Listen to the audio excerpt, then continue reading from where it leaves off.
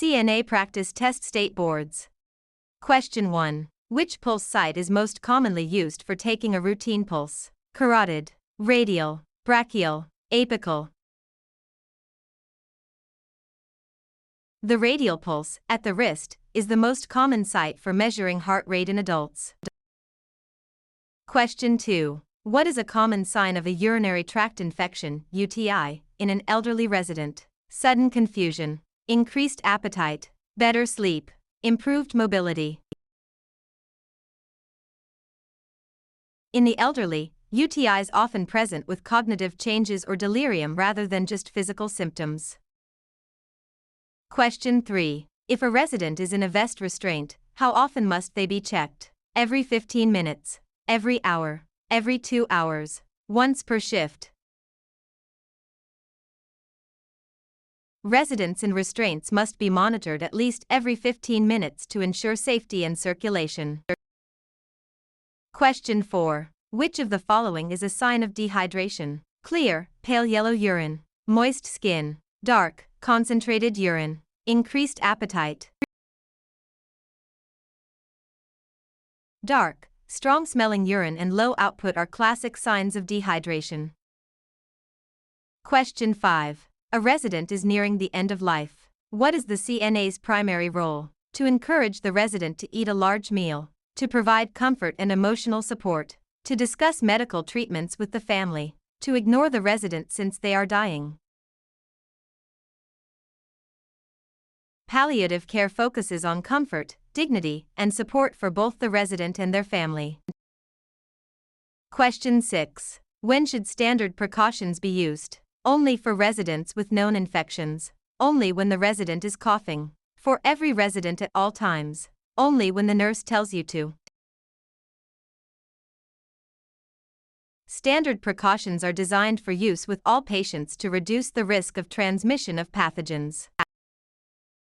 Question 7. What should a CNA do before entering a resident's room? Walk right in, knock and wait for permission to enter, call out the resident's name from the hall, check the resident's chart.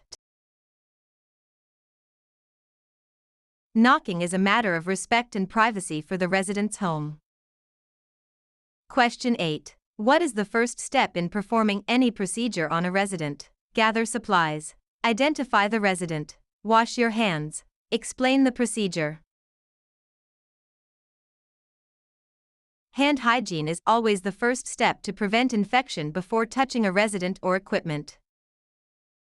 Question 9. How often should a resident who is unable to move be repositioned? Every hour, every 2 hours, once per shift, only when they complain of pain.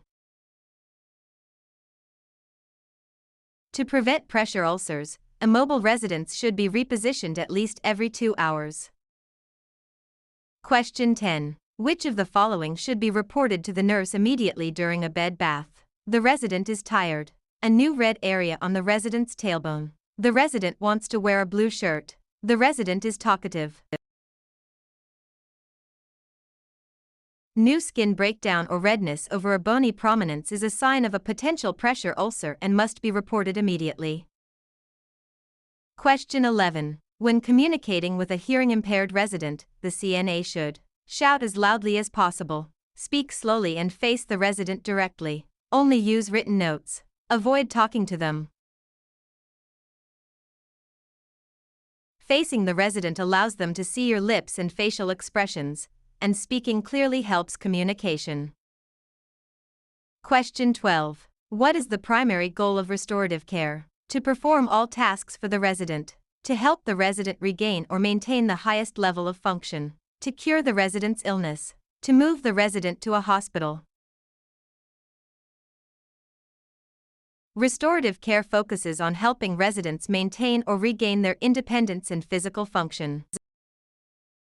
Question 13. When dressing a resident with a weak right arm, which arm should be dressed first? The left arm, the right arm, both arms at the same time. It doesn't matter. When dressing, always start with the weak or affected side first. Dress affected/weak. Question 14. What is the normal range for an adult's oral temperature? 96.6 to 98.6 F, 97.6 to 99.6 F, 98.6 to 100.6 F, 95.0 to 97.0 F. The average oral temperature is 98.6 degrees Fahrenheit, with a normal range typically between 97.6 degrees Fahrenheit and 99.6 degrees Fahrenheit. Question 15. Which document describes the tasks a CNA is legally allowed to perform? The resident's care plan, the CNA's job application, the state's scope of practice, the facility's menu. The scope of practice defines the legal limits and responsibilities of the CNA role in that state. Question 16. What is the most effective way to prevent the spread of infection? Wearing gloves at all times, washing hands frequently, using antibacterial spray on everything, keeping all residents in their rooms. Hand washing is the single most important practice in preventing the spread of infection. Question 17. Which of the following is a normal part of aging? Loss of all memory, slowed reflexes and reaction time, incontinence, constant pain. While some decline is normal, like slower reflexes, things like total memory loss or incontinence are not normal parts of aging. Question 18. When measuring a resident's blood pressure, the first sound heard is the diastolic pressure, pulse pressure, systolic pressure, mean pressure. The systolic pressure is the top number and represents the pressure when the heart contracts. Question 19. When a resident is on a bladder training program, the CNA should restrict the resident's fluid intake, take the resident to the bathroom on a scheduled basis, tell the resident to hold it as long as possible, always keep a catheter in place. Scheduled toileting helps the resident regain control and awareness of bladder function.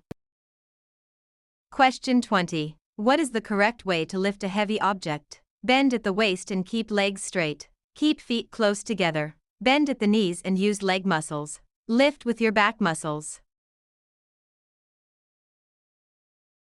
Proper body mechanics involve using the strong leg muscles and keeping the back straight to prevent injury.